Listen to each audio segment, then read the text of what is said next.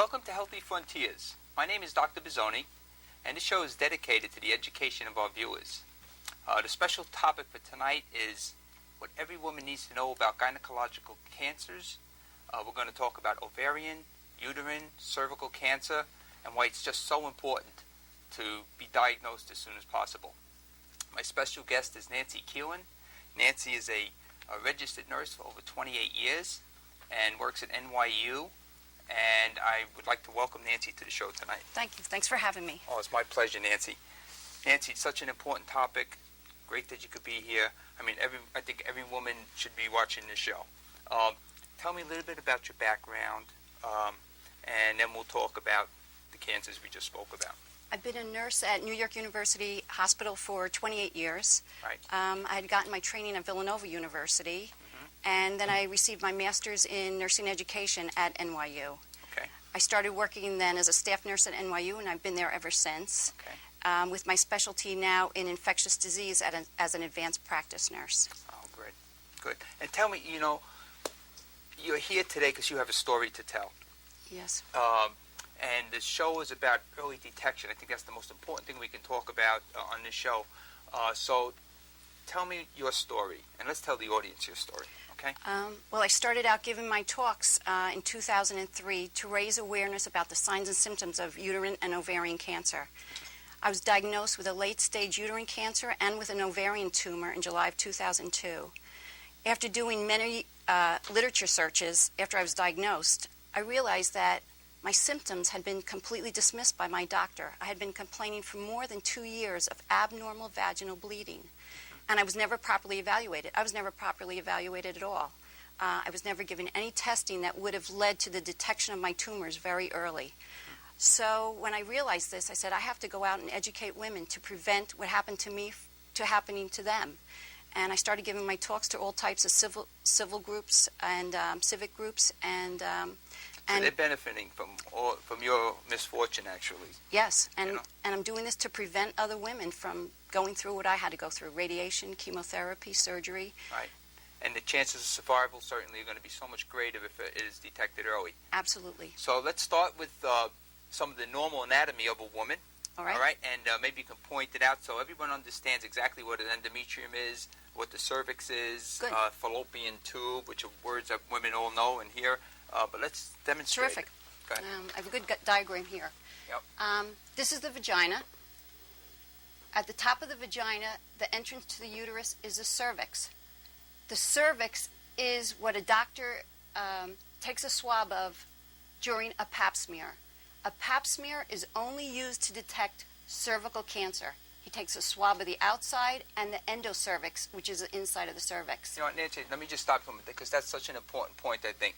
Pap smear is only for cervical cancer. I think a lot of women may have the misconception that, I have a pap smear and it checks for a lot of different things. That's right. It is only to detect cervical cancer. Okay, sorry. This whole structure here is the uterus. The lining of the uterus is called the endometrium. That is the part that is shed every month when a woman has her menstrual cycle. This is the most common place where there's cancer in the uterus, and that's why it's called endometrial cancer. Right. You can also get cancer of the muscle of the uterus, which is called the myometrium. It is much harder to detect because the myometrium is thick and there is not ready access to it. So the endometrium, if you have endometrial cancer, it should be easier to detect. On rare occasions, if there are cancer cells being shed when a doctor does a cervical pap smear, you can detect uterine cancer at times through a pap smear. But a pap smear is really for cervical cancer. These are the fallopian tubes, the ovaries. Any and all of these structures can develop cancer. Okay. But we don't have any good detection tools to detect cancer in the ovaries and the uterus, really. I see. Okay, we don't have all the tools just yet, right? So we have to have our regular checkups, etc., which we're going to talk about in a little while. Yes. Okay. Why don't we talk about some of the signs and some of the symptoms of endometrial cancer and ovarian cancer? And I understand ovarian cancer being, even though it's not the most common, it is the one that causes the most deaths in the United States. Isn't that right? That's right. And so it's the most feared because it does cause the most deaths. Okay. There's approximately 24,000 cases of ovarian cancer a year in the United States, right, with over 14,000 deaths. Wow. It's almost 50%, or more than 50% of people Exactly. get it, and so if you diagnose it early, you have a better chance. Right. of surviving. Gynecological cancers is about 80,000 cases a year in the United States. Right. Okay. Ovarian cancer is difficult to detect. The symptoms are vague. But the women who have ovarian cancer say they did experience symptoms at earlier stages than they were ever given testing for. It doesn't hit you like a heart attack. Right. It's vague changes in your normal cycle in the way that you feel. Right. Let's go through them. Good. So ovarian cancer, general abdominal discomfort, pain, pressure, swelling, bloating, or cramps.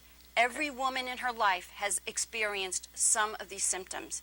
The thing is, the symptoms go on for more than 3 weeks. If you ever have a symptom that lasts more than 3 weeks, Right. it must be thoroughly evaluated. Right. Nausea, diarrhea, constipation, frequent urination. Constipation, everyone has it at times. Right. But if it seems to be recurring frequently, if you have to take something for constipation you never had to, the frequent urination, it may mean getting up in the middle of the night to urinate and you never had to. And it's because it's pressure from the tumor. Right. Loss of appetite, unexplained weight loss or weight gain. Many women complain of not being able to zipper their pants. Right. And that's how they detect ovarian cancer. That's a very late stage because there's ascites, this fluid in the abdomen.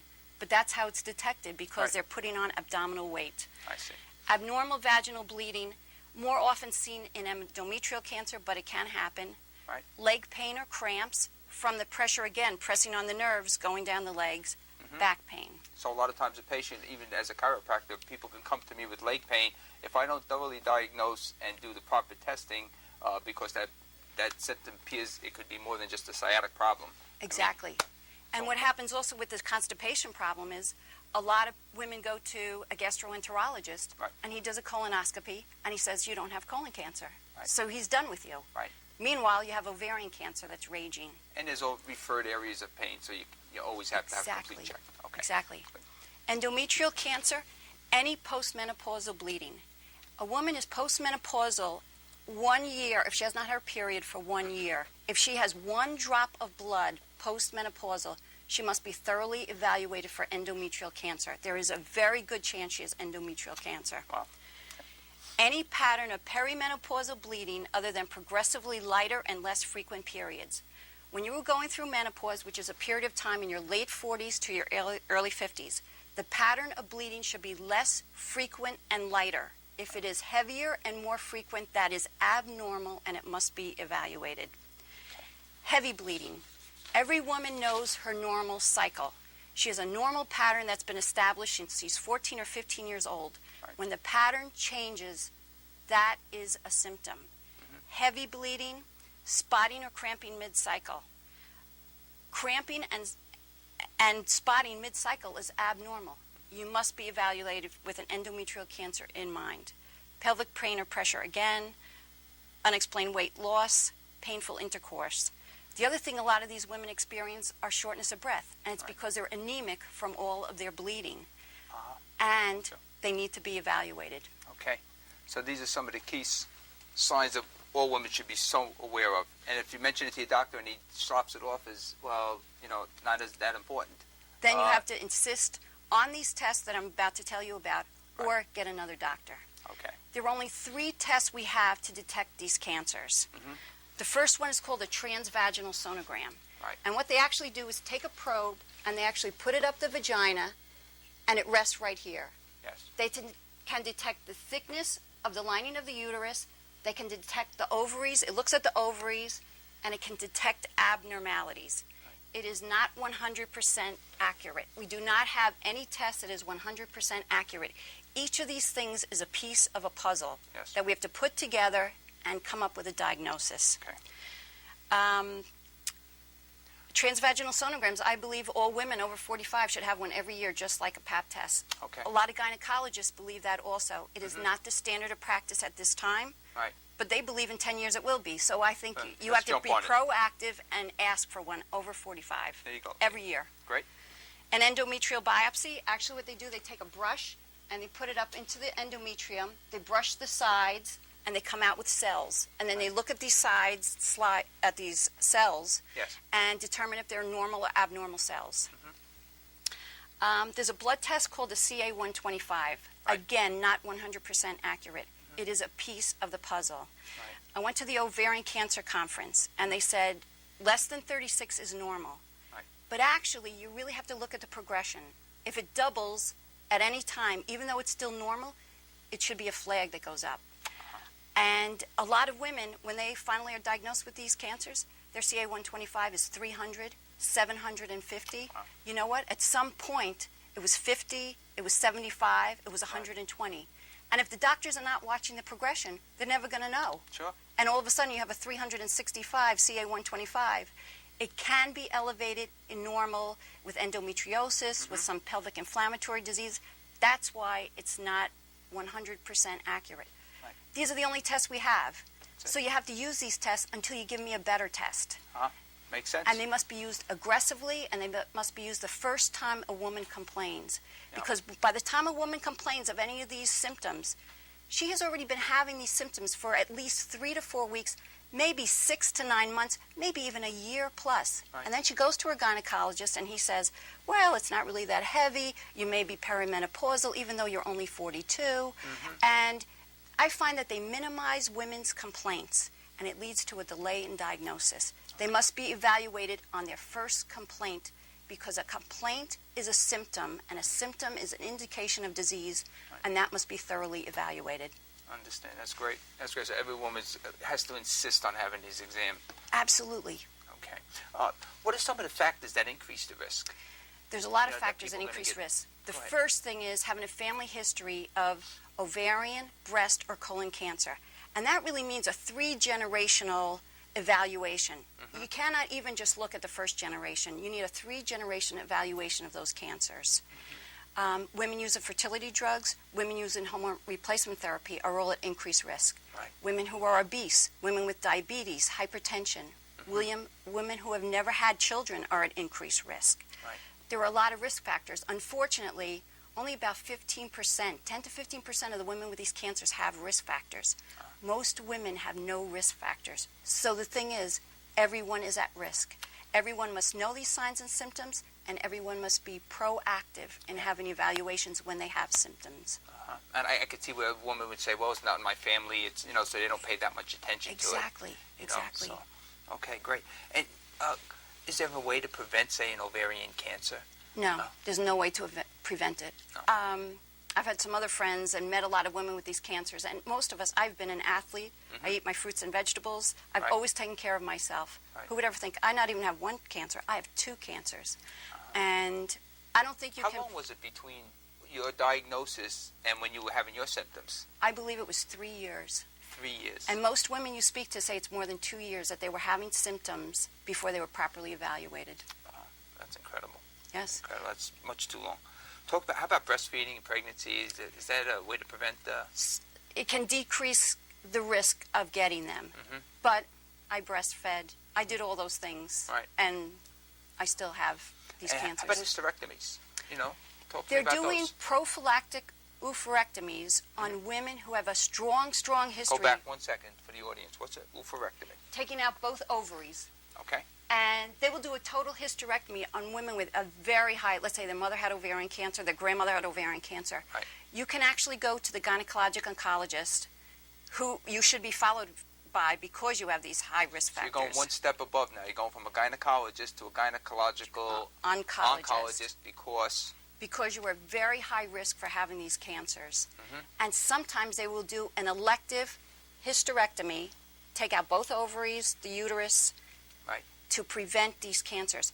It is also not 100% preventable because you can have a cancer called the primary peritoneal, which actually is the covering of the ovaries, the area where the ovaries were. You can actually still get ovarian cancer even after your ovaries are removed, which is frightening also. That is frightening. Sure. Okay. And is this hereditary?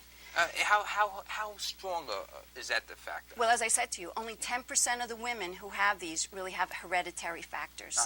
Okay. And when you go for an exam, what should be covered in a proper gynecological exam? A You walk gynecological, into the doctor's office. Tell me. you should have an internal exam Right. with a pap smear. Some of the new recommendations say that you do not need a pap smear every year if you've had 3 successful negative pap smears. What I do not agree with that. I think you should have a pap smear every year. You should see a gynecologist every year. You should have a pap smear every year. There are mistakes made in reading pap smears, and if a mistake is made and you're not coming back for 3 more years, now you have a cancer that's progressing. Right. It's much too serious to... Much too serious, and a simple procedure. Yeah. During a gynecologic exam, you should also have a rectal exam. That is the only way the ovaries can be felt, and it is hard to detect ovarian cancer that way. It is still the only way the ovaries can be felt for hardness, for masses. Yes. And at the same time, the doctors get a little bit of stool on their glove. They should do a stool for Goyak. So that's the first test to detect for colon cancer. So gynecologists are really cancer screeners. They check for breast, uterine, ovarian, cervical, and colon cancer if they are doing a good job. Okay, all in one. That's what the doctor should be looking for. That's right. That's great. Well, so what causes the delay in diagnosis? Well, I think probably even one of the things you referred to before. Women delay the diagnosis themselves. Number one, they do not know significant signs and symptoms. They go to CVS or to Duane Reade and they get Motrin for their increased cramping. They buy more pads, more tampons, and pads for nighttime for heavy bleeding and excessively heavy bleeding. So they treat themselves with over-the-counter, delaying the diagnosis. Finally, at some point, they feel like they are having symptoms that need to be evaluated. So they go to their gynecologist, and you know what? The gynecologist does the same thing. Delays the diagnosis. He says the same thing. Change your diet, exercise more, lose a little weight, your perimenopausal bleeding, you'll be fine, and does no testing at the woman's complaint. Now, meanwhile, this woman's already been having these symptoms for 3 to 6 months to a year, so he further delays the diagnosis. And finally, at some point, she comes back where she can't zipper her pants or she's hemorrhaging, is what actually happened to me. I actually had a major hemorrhage. Oh, was that the final sign that brought... Final sign, I had a major hemorrhage. I went into my doctor. He did an evaluation on me. You know what he told me that day? He told me I looked fine. But I see a little bit of tissue on your uterus. I'll send it for an endometrial biopsy. So finally, he was doing what should have been done years ago. He was looking at a metastatic 50% invasion into my uterus. And you know what he said to me? I look fine. That he put me on hormones to stop my bleeding within the next few days. And you know what? I think you're no different than a lot of women or a lot of people who just put our total faith in our doctors. And I think the whole system now is, we have to take a lot more responsibility. Isn't that so? We do. I mean, that's the key. Women who have knowledge can do something about their symptoms. And I think the thing is, the symptoms are vague. So I think even in my case, I could not tell you I had a symptom until I had my hemorrhage. I was having vague complaints. I was a little distended. I was a little bloated. I kept having my bleeding problems, which I repeatedly went back to him, but I was still working. I was still taking care of my 3 children. So it's not, as I said, like a heart attack. It doesn't hit you over the head. It's just a change from your normal pattern, and you don't quite feel right, and it must be evaluated. It must be evaluated. So important. Is this? What is the age group that women should start being really concerned at their examinations? You know, probably most doctors would say 40.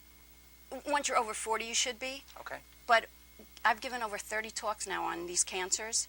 Yes. The youngest person I heard of with ovarian cancer was 13 years old. 13. So. Between 13 and 99, it can happen to anyone. Of course, it's more frequently in the late 40s, early 50s. It can happen at any time. So women at all ages must know these signs and symptoms. Oh, wow.